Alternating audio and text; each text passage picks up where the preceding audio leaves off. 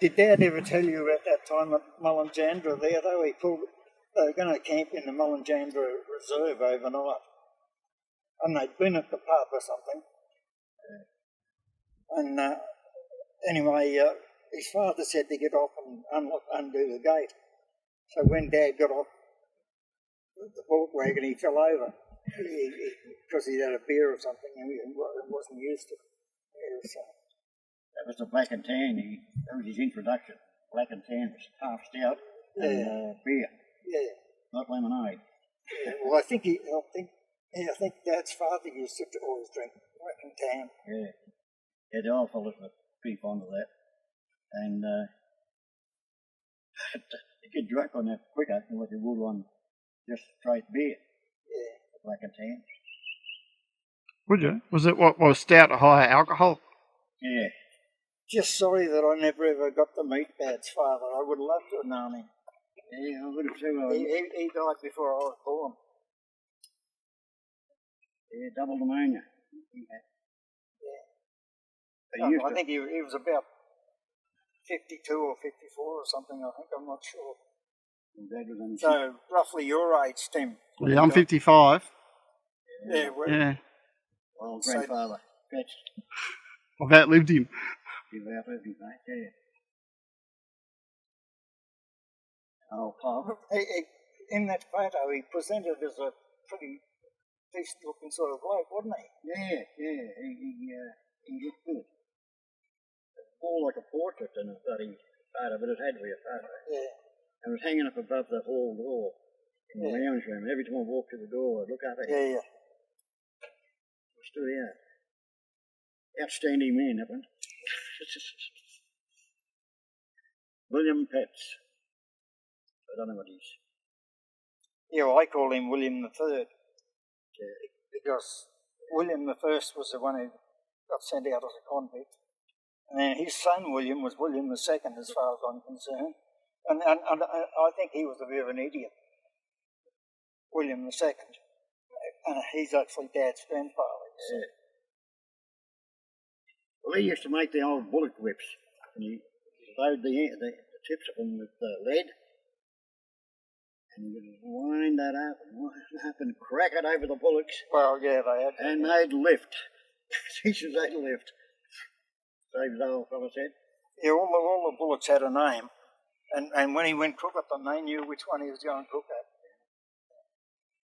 If they got bogged, they pulled that bloody thing out of that bog. He didn't like that bloody lead instead of that bloody whip. I think he used to make whips for other people as well. Well, I think that Dan Petts that lived in Holbrook, he was evidently a champion whip maker too. But he was our grandfather's brother. But of all things, they were shipbuilders too. You were telling us. Oh yeah, England. Yeah. Well, that Petts, I think he was cheating the king, wasn't he? He was flogging stuff off that belonged to the king. Yeah. That'd be how come you blokes were able to build that flat bottom boat. That'd be it, mate. Yeah. We inherited that idea. It's in their genes. Yeah. Spot on. Yeah. And that boat finished up out at Carousel, out on the beach there. Yeah. Kevin and Spag were there with the old man, and the old man took Crook. And they decided... Yeah, I didn't go with you that time. I must have been either married or close to being married then.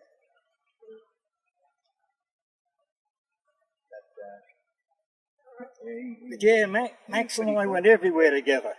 And then when I got a girlfriend, she used to come with us. But in the finish, he reckoned he's not going to come with us. He doesn't want to be a gooseberry, so he wouldn't come. And it wasn't long then he met Margaret anyway, so it would have all finished in any case. Yeah. Yeah, we did everything, didn't we? Fishing and shooting. Oh, yeah. Every bloody thing. That bloody old boat, hard and all it was to row, you know. Go like boat and get it up through the victory guys and row it up through. Get up where you reckon. go, and you relax for a minute, and you drift back to where you were. You have to go again and get the bars and go, and trying to spin with an aeroplane spinner. I sometimes reckon that bloody aeroplane spinner would fall backwards. We didn't go downstream spinning, but you go upstream. You caught fish. Yeah, the odd one. We didn't catch a lot. Dad sent us out here one time to help Jackie Curtsy. That was further out. Yeah, and Jackie was trapping out here. And we had to go and help Jack for the weekend or something. Anyway, it had been pretty wet. And Jack says, I was driving and he says, go down here. And I said, oh, what about that water there? Oh, no, that's all right. He says, bloody hell. We got down to the water. We didn't get bogged. But what happened was there'd been big vehicles like tractors or something through and they churned big grooves in the road and the diff got caught in the bit in the middle. And we had to cut a sapling down a tree and lever the truck up and put stuff under the wheels to get it out of there. And I didn't want to drive into that water, but oh no, Jackie says, no, it'll be all right. Stuffed it right up. Stranded on that bloody island.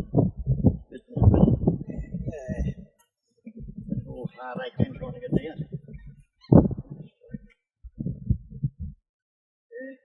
You wouldn't reckon you get any boggy areas here, would you? Like it's that sandy. You'd reckon the water would go straight through, but it doesn't.